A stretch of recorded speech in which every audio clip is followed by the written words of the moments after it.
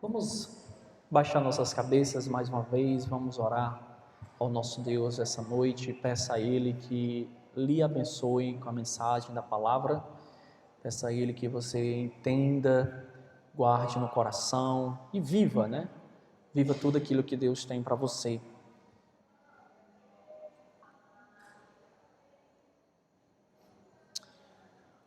Pai eterno, estamos mais uma vez diante de Ti para Te rogar, para Te pedir, Senhor, esclarecimento, que o Senhor possa trazer para nós luz à Tua palavra e, acima de tudo, luz aos nossos caminhos, luz, Senhor, para que vivamos de modo que o Senhor já preparou que nós andássemos. Ó Senhor, que o nosso coração seja um coração alegre, grato a Ti, porque o Senhor já tem derramado sobre nós todas as bênçãos, porque o plano que o Senhor realizou, está realizando é perfeito. Ó Senhor, ajuda-nos a entender então essas maravilhas da Tua palavra, o Teu grande amor para conosco, e assim viver testemunhando que Te conhecemos e que temos uma vida diferente.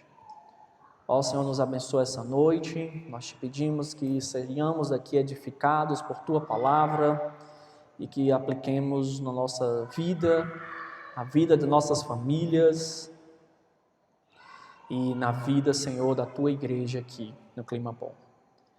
Te rogamos em nome do Teu Filho amado, Jesus Cristo, a quem nós oramos. Amém. Estamos em Efésios capítulo 5 e de maneira do versículo 1 ao versículo 20, eu estou dando o seguinte título para nós pensarmos, meditarmos e aplicarmos em nossa vida. Viva de modo digno, e viver de modo digno vai ser exemplificado através de viver como um imitador de Deus. Viva então como um imitador de Deus. Tudo que nós estamos falando, principalmente a partir agora do capítulo 4, capítulo 5, capítulo 6, a prática, os imperativos, Deus agora e Paulo, através do Espírito Santo, ele aponta, ele indica que nós precisamos fazer algo. Ele indica então que nós precisamos viver e como nós devemos viver. Isso por quê? Porque Deus já preparou, Deus já nos selou, Deus já nos capacitou, Deus já nos deu todas as bênçãos necessárias para viver essa vida. Então, nada mais comum ou correto de que nós vivamos da forma que Ele já preparou que nós andássemos. Ele nos transformou, Ele nos tirou de um local e colocou em outro local, exatamente para que nós vivamos a vida digna que nós tenhamos ou que nós precisamos viver. Então, a partir do versículo 5, capítulo 5, versículo 1, acompanha aí comigo. Portanto, diante daquilo que nós já estamos vendo, diante dessas bênçãos que nós recebemos, diante então daquilo que a gente falou, que nós devemos sempre lembrar, despojar, renovar, revestir, eu tiro o velho homem, eu mudo a minha mentalidade, uma mentalidade bíblica agora, eu coloco um novo homem, uma nova vestimenta, novas atitudes, novos pensamentos. Portanto, sejam imitadores de Deus. Deus já deixou isso claro quando Ele inicia a obra da criação. O homem foi criado e é a imagem e semelhança de Deus. Deus abre a criação depois de ter criado todo o universo, todos os animais, todas as plantas. Ele cria o homem. E ao criar o homem de maneira específica, Ele diz: esse será a minha imagem e a minha semelhança. Sabemos que o pecado, ele desconfigurou, ele afastou o homem do que deve ser a imagem e semelhança, no aspecto de atitudes, às vezes, de emoção, de comportamento. Mas agora em Cristo Jesus, o segundo Adão, aquele que morreu, aquele que nos limpou, que nos lavou, que nos dá essas bênçãos da regeneração, somos chamados, sejam imitadores de Deus. Quando você talvez lê esse texto, você fica pensando, isso aqui é impossível, né? Ser imitador de Deus, ser como Deus é. Mas na realidade, quando nós olhamos tudo que Deus fez e tudo que Deus faz por nós, ser imitador de Deus é uma consequência da sua obra, é uma consequência daquilo que Ele fez e está fazendo na sua igreja através de Cristo. Cristo nos dá essa possibilidade. Lembrando agora de 2 Pedro, né, quando ele vai dizer, né, que recebemos a natureza divina. Lembrando também do Senhor Jesus Cristo orando ao Pai em João capítulo 15, dizendo, olha, assim como eu sou contigo, que eles sejam também uma só unidade, porque eles compartilham da mesma unidade que nós compartilhamos. Devemos ser então imitadores de Deus. Mas como ser o imitador de Deus? Então, do versículo 1 até o versículo 20, a gente vai ter alguns imperativos de como você deve viver para ser um imitador de Deus. Ser um imitador de Deus também está relacionado ainda, olha aí com o versículo 1, com aquilo que você é em Cristo como filho. Filho o quê? Filho amado. No capítulo 1 a gente viu que nós fomos adotados através de Jesus Cristo. Então nada mais comum do que o filho imitar, o filho refletir aquilo que o pai é. Filho, você é um filho amado de Deus. Você é um filho abençoado por Deus. Você é um filho que Deus, antes da fundação do mundo, olhou para você, lhe comprou, começou uma obra e há de terminar essa obra em você. Então, qual é o primeiro imperativo ou a primeira característica daquele que imita Deus? Como eu tenho que viver? Versículo 2, então, ele aponta o primeiro modo de viver: viva em amor. Diz assim o versículo 2: e vivam em amor, como também Cristo nos amou. Na realidade, eu ia ler só a primeira parte, né, e pensar com vocês o que é viver em amor. E vivam em amor.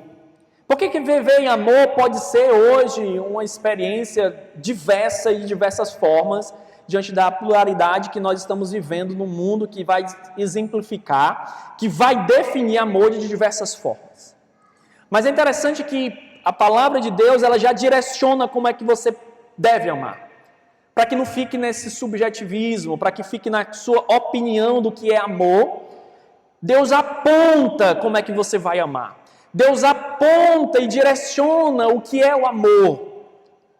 Viva em amor, como também Cristo nos amou.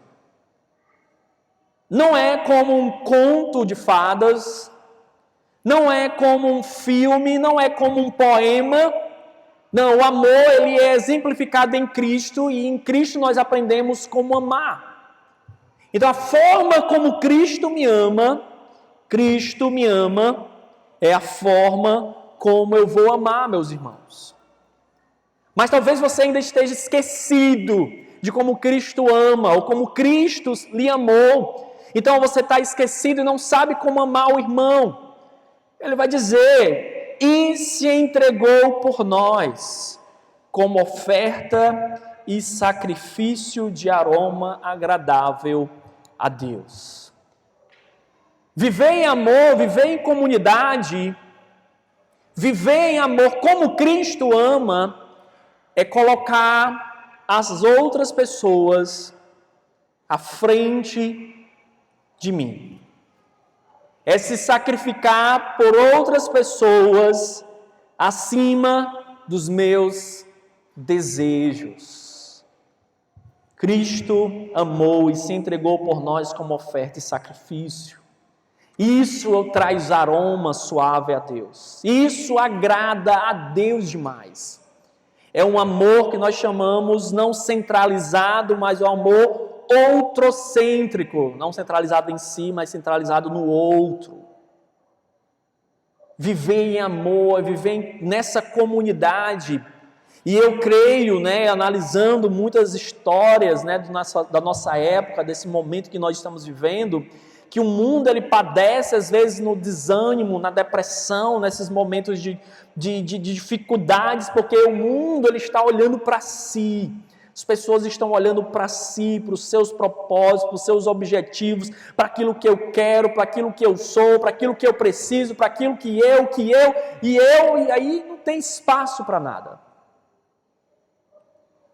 Enquanto Cristo, quando esteve aqui no mundo, eu vim fazer a obra que o Pai me pediu. Eu estou aqui para amar os meus discípulos. Eu vou até o fim para fazer aquilo que Deus quer, porque eu quero ver o fruto do meu penoso trabalho, como Isaías 53 também configura e nos diz. Essa é a forma de amar, essa é a forma de se relacionar como igreja, é colocar o outro acima. E talvez você está pensando, que a igreja às vezes não está amando assim, e não está ali amando assim, mas pensa o seguinte, você está amando assim? Porque é muito fácil, sempre é muito fácil colocar o peso, a culpa na outra pessoa. Mas na pregação da palavra de Deus, como comunidade, como individualidade, a primeira pessoa que Deus quer falar é você. Você está amando assim, irmão? Não outro irmão, esquece os outros irmãos nesse momento. Olhe para o seu coração, olhe para as suas atitudes, olhe para os seus pensamentos. Você tem um coração voltado outrocentricamente para ver crianças crescendo, para ver jovens crescendo, para ver sua igreja crescendo, para ver sua família crescendo. E aí você se sacrifica, você ama para que isso aconteça.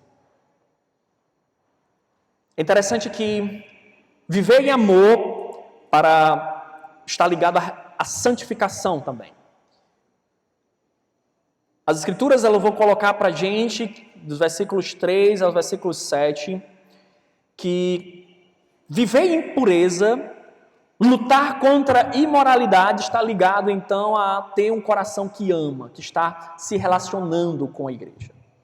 O que vai então proteger você, irmão, irmã, que talvez sofra, que talvez lute com imoralidade, ou que talvez não lute, mas que ver pessoas que lutam é ajudá-lo a perceber que ele não está amando.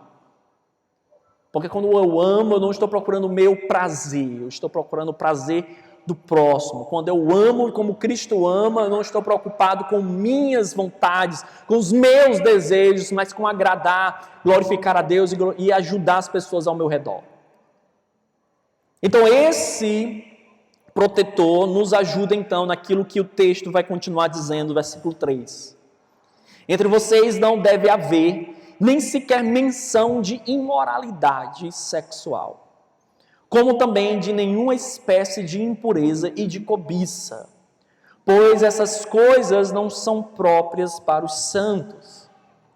E aqui vai um alerta, às vezes a gente está no rodinha, entre amigos e às vezes existe muita ambiguidade, às vezes existem muitas piadas, que são imorais, às vezes existe muita coisa que é suja. E a palavra de Deus então vai dizer que não haja nem menção disso entre vocês. O cuidado, se você imita, se você reflete Deus, o cuidado como você fala, o cuidado como você se comporta. Às vezes a gente, por causa do contexto em que nós vivemos como brasileiros, temos muitos comediantes, que se vestem, que agem, de maneira imoral ou que se vestem como mulheres e tudo mais. Então nós achamos que isso é legal, que isso é comum. Mas para os santos, a palavra de Deus vai dizer que não deveriam ser nem sequer mencionado entre vocês, entre nós. Ele continua, versículo 4. Não haja obscenidade, nem conversas tolas, nem gracejos imorais que são inconvenientes, mas ao invés disso, ações de graça. A palavra ainda está direcionando, porque talvez a gente venha, e muitos vêm, né? A maioria de nós, né? Todos nós separados de Deus, mas algum num contexto mais ligado à fala imoral ou essas brincadeiras que não agradam a Deus. E aí ele está novamente dizendo para você, olha, tira isso da sua vida. Esses pensamentos, essas atitudes, essas brincadeiras e coloca uma atitude diferente. Ação de graça, ajuda ao próximo, ao irmão que está passando por necessidade. Versículo 5 continua, porque vocês podem estar certos disso, nenhum imoral ou impuro ou ganancioso que é idólatra tem herança no reino de Cristo e de Deus. Você percebeu aqui uma coisa interessante? Deus, ele liga a pessoa que é presa, ou a pessoa, então, que tem essas atitudes, à característica de idólatra. Você não adora a Deus, você adora os seus desejos, você adora a sua própria carne, e isso você alimenta ela. Eu louvo, eu canto ao Senhor, eu trago ofertas para Ele, eu sirvo, porque eu quero adorá-lo, porque Ele é digno de ser adorado. Quando eu então sirvo a minha carne, quando eu busco os meus desejos, eu estou deixando de buscar os desejos de Deus para buscar os meus, eu estou adorando a mim mesmo. Eu sou um idólatra. E o que nos protege como imitadores de Deus é ser como Cristo. É focar no amor para com o próximo, para com o outro, é estar junto com a sua igreja. Ele continua dizendo, falando dessa realidade tão assustadora que é a imoralidade, como era naquela época e é hoje ainda mais. E eu quero trazer um alerta, né, para você, papai, mamãe, para você, esposa, ou você, esposo, olhe, tenha um relacionamento de boa conversa, para você, marido e mulher, em que ele tem as suas senhas, ela tem as senhas, ele tem as suas senhas e vice-versa, de modo que você pode saber o que ele está vendo, o que ele está assistindo, de modo que você pode conversar sobre essas dificuldades com seu esposo ou com ela, com seus filhos, né? A pior coisa que você pode colocar na mão do seu filho hoje, independente da idade, é um celular. Eu vou repetir, a pior coisa que você pode colocar na mão do seu filho hoje é um celular. Eu sei que alguns vão ter necessidades, alguns estudam longe e vão precisar para pegar um Uber, para pegar alguma coisa, e se tornou uma necessidade. E ao mesmo tempo que essa necessidade, ela supre algumas demandas, ela traz também com elas outras grandes complicações. Porque não muito tempo atrás, para que um jovem, para que um adolescente tentasse ver alguma coisa de imoralidade, ele tinha que passar bem desconfiadozinho, devagar numa banca, né? E tentar olhar alguma coisa. Hoje ele olha no celular, no banheiro, no quarto, quando você está dormindo. E a imoralidade, ela adentra a igreja do Senhor Jesus Cristo. Dados americanos mostram que mais de 80% dos homens já acessaram, já assistiram. 80% dos homens crentes, irmãos, de igrejas evangélicas. Esse mesmo dado fez a pesquisa, 50% dos pastores também já tinham acessado. É a realidade do fácil. Precisamos nos proteger, o que nos protege então é o amor. Amar uns aos outros, estar nos relacionando uns com os outros. Versículo 6, ninguém os engane com palavras tolas, pois é por causa dessas coisas que a ira de Deus vem sobre os que vivem na desobediência.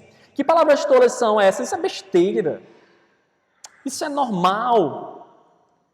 É como é que o mundo está vivendo. É o mundo está vivendo, não nós. Mais à frente a gente vai falar, e é por isso que ele vai apontar o próximo modo de viver, é viver apontando o erro, e a gente aponta o erro através da luz. Mas não é se acostumar com o que é com o normal para o mundo, mas pelo contrário, repudiar. Versículo 7, portanto não participem com eles dessas coisas. Por quê? Porque outrora vocês eram trevas, mas agora são luz do Senhor.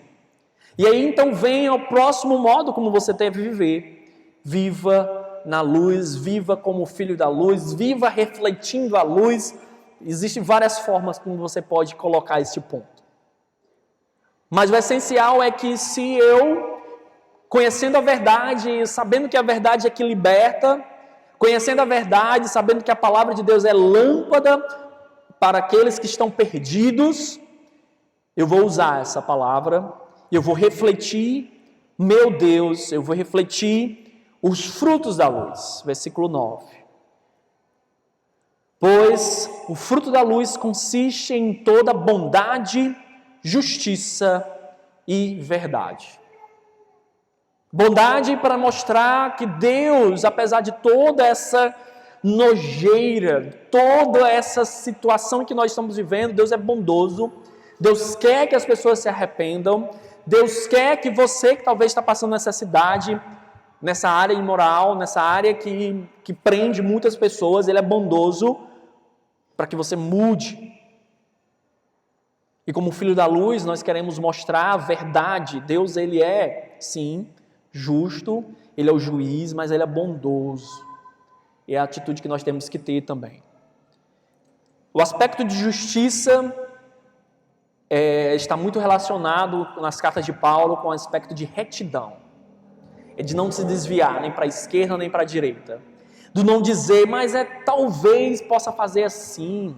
Talvez a gente possa brincar daquela forma e dar aberturas. Ser justo é ser reto. É nem para a esquerda nem para a direita. É como uma balança certa. Ela tem que estar reta.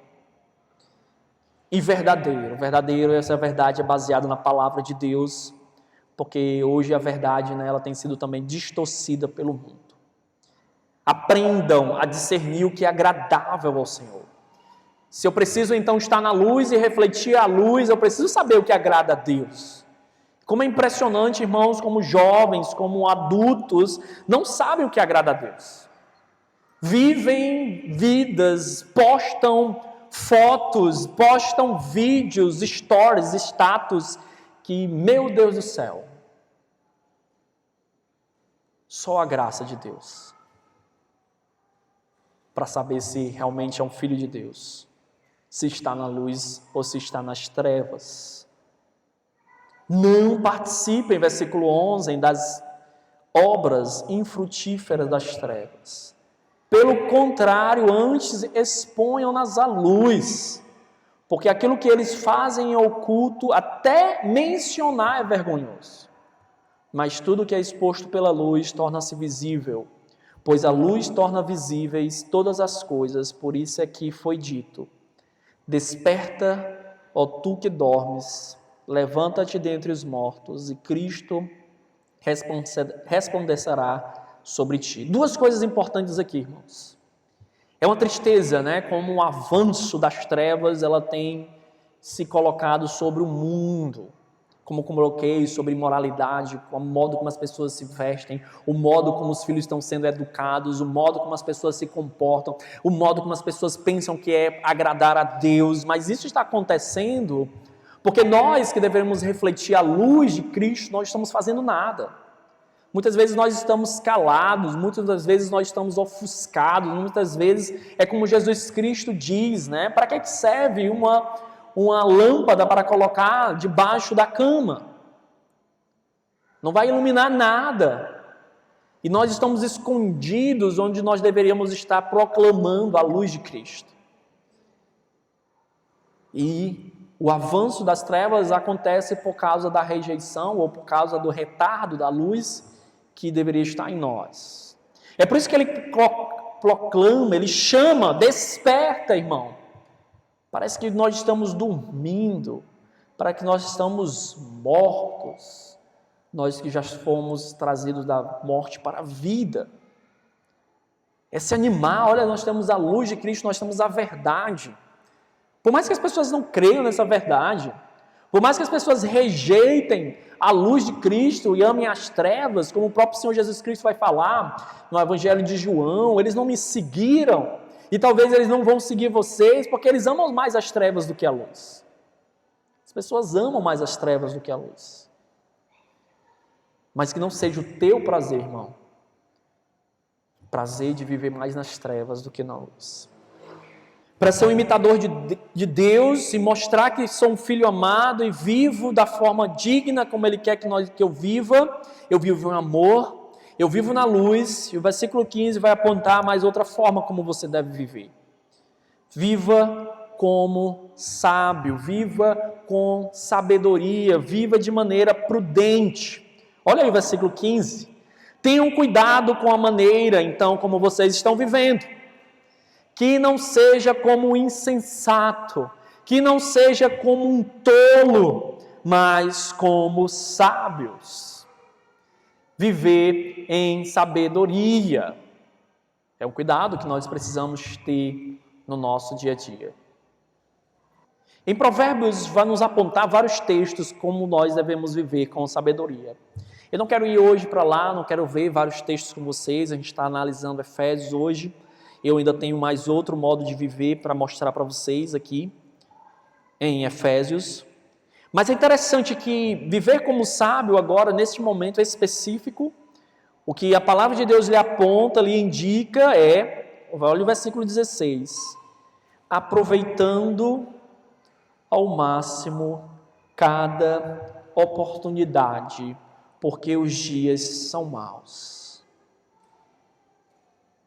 Viver com sabedoria, então, segundo a palavra de Deus em Efésios, é saber que o tempo é precioso. Não precioso da forma que o mundo fala, né? O tempo é dinheiro, né? Perder tempo, eu estou perdendo dinheiro. Não nesse aspecto, mas um aspecto que o tempo não volta. Que você perde tempo de crescer.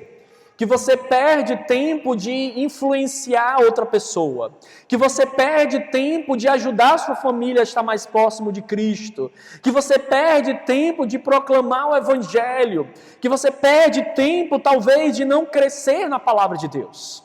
Aproveitar ao máximo cada oportunidade é saber que os dias são maus. Maus no aspecto, como nós já colocamos aqui, as trevas estão como uma avalanche adentrando nossas casas muitas vezes, e os dias são maus porque cada vez fica pior, não fica melhor. Cada vez mais complicado. Cada vez mais, por exemplo, a gente está vivendo uma onda, né? Hoje passamos por uma pandemia, ainda estamos passando, quantas pessoas faleceram? Poderíamos falar também de onda, né? Como nunca se viu, de câncer. Pessoas pegando câncer, né? Às vezes essa coisa de câncer era coisa de outro mundo, né?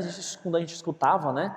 Coisas dos Estados Unidos, coisas de Europa, países de primeiro mundo, mas como tem pessoas no nosso meio, hoje, nos nossos dias, com câncer. Os dias são maus. Não podemos perder as oportunidades. Versículo 17, portanto, não sejam insensatos. Mais uma vez ele chama você, mas procurem compreender qual é a vontade de Deus. Esse é um problema de foco. As pessoas não estão preocupadas com a vontade de Deus. Talvez quando a gente pergunta, você se preocupa com a vontade de Deus? Ah, sim. Você se preocupa em glorificar a Deus? Ah, sim. Mas quando nós olhamos os compromissos das pessoas, o relacionamento das pessoas, o que elas estão fazendo, não estão preocupadas com a vontade de Deus, não. Em saber o que é importante, o que está passando e a gente está perdendo. Não vai voltar mais. As bênçãos que eu estou perdendo hoje, elas não vão voltar mais. Viva como sábio é viver, então, entendendo que o nosso tempo é limitado. Quem quer viver, né? Não sei quanto tempo você quer viver, né? Talvez com lucidez, talvez você queira viver 100 anos. E seria uma grande honra e bênção, né? Viver 100 anos, 120 anos, com lucidez, né? Talvez alguns estão dizendo, não, se esse tempo, se eu tivesse tanto de vida e for sem lucidez, se for a pessoa tendo que me ajudar, eu queria logo estar com Cristo. Mas vamos pensar que você consiga viver 100 anos, 120 anos, bem. O que são 120 anos, irmãos? Diante de 7 mil, 10 mil, da eternidade. Aquilo que você está plantando, você vai colher. E poucos estão plantando coisa boa nessa vida. Poucos estão plantando coisas que agradam a Deus, porque não estão buscando compreender a vontade dEle. Por último, a última forma, então, de manifestar a imitação clara de Deus, ou eu poderia até dizer assim, o ápice para se viver essa vida, a vida que Deus requer de nós. A forma que eu vou conseguir viver amor, ou a forma como eu vou conseguir viver na luz e como sábio. O que vai me capacitar a ser um bom pai, uma boa mãe, um bom esposo, uma boa esposa, um bom empregado, um bom patrão. É o próximo modo de viver. Olha comigo, versículo 18. Não se embriaguem com vinho, que leva à libertinagem, mas deixem-se encher pelo Espírito. Viva cheio do Espírito. Viver cheio do Espírito, na realidade, é a centralização. É a necessidade máxima para que eu possa viver todas as outras formas de vida. As outras formas que Deus me chama a ser e a viver.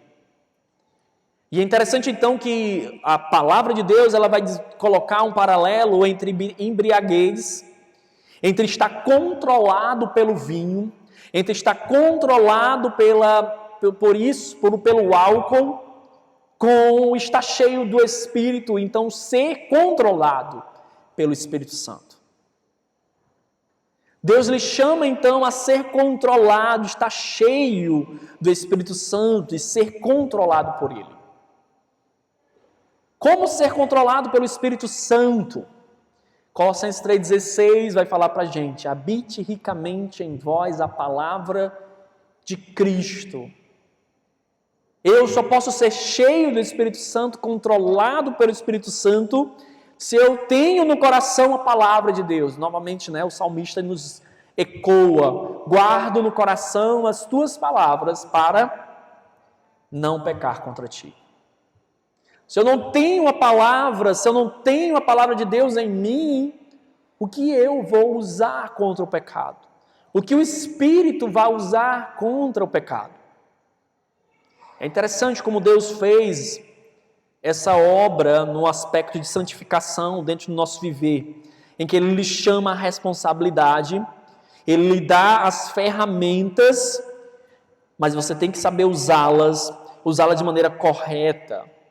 No capítulo 6 a gente vai olhar e vai ler depois, que a armadura que Deus nos dá, e nessa armadura que Deus nos dá, Ele dá a espada, e essa espada é a espada do Espírito. O Espírito Santo está relacionado à palavra de Deus, intimamente relacionado. Ele vai usar o que tem no seu coração, a palavra que tem no seu coração. Se não tem a palavra no seu coração, Ele não vai usar aquilo que não tem. Então você não vai estar cheio, você não tem como estar cheio, você não tem como estar preenchido do Espírito Santo. A pessoa então que vive cheia do Espírito, buscando a palavra, ela é uma pessoa que então vai manifestar isso no versículo 19 em diante, dizendo: falando entre vós com salmos, hinos e cânticos espirituais, cantando e louvando de coração ao Senhor. E aqui eu quero fazer um apêndice, para a questão novamente, como nós temos colocado às vezes, sobre adoração, irmão. Adoração não tem a ver a não ser que você venha e queira participar do grupo de louvor, ou se você canta entoado ou não, se sua voz é bonita ou não, se você canta no ritmo ou não, adoração tem a ver com um coração que almeja Deus, ama a Deus. É falar, é cantar, é louvar de coração, porque Ele merece. Eu canto, não é porque eu simplesmente gosto de cantar só. Todo ser que respira deve louvar ao Senhor, mas eu canto porque Ele é merecedor, é digno de adoração. E as palavras então, e é por isso que aquilo que nós escolhemos, analisamos como música, deve ser colocada com cuidado, porque deve refletir aquilo que os salmos declaram sobre o nosso Deus. Hinos e cânticos que glorifiquem o nosso Deus acima de todas as coisas. Versículo 20, dando graças constantemente a Deus Pai, por todas as coisas, em nome do nosso Senhor Jesus Cristo. Aquele que vive cheio do Espírito, ele fala, ele louva, ele dá graças. Graças a Deus, pelas bênçãos que Ele tem derramado. E talvez a gente está mais reclamando da vida do que agradecendo a Deus. Talvez essa é a realidade que nós precisamos hoje para nós. 4 coisas para imitar mais a Deus. Viver em amor, viver na luz ou como filhos da luz. Terceiro, viver como sábio. E por último, viver cheio do Espírito Santo de Deus. Próximo domingo nós iremos continuar em Efésios a partir do versículo 21. Mas vamos ter o nosso tempo agora, rapidinho, aí 5 minutos para você, com as pessoas que estão aí ao seu lado, 3, 4 pessoas, faz um grupo aí de 3 pessoas, 4, e eu vou dar para vocês 5 minutos para você interagir sobre essas 4 realidades: viver em amor, viver como sábio, viver na luz e viver cheio do Espírito Santo.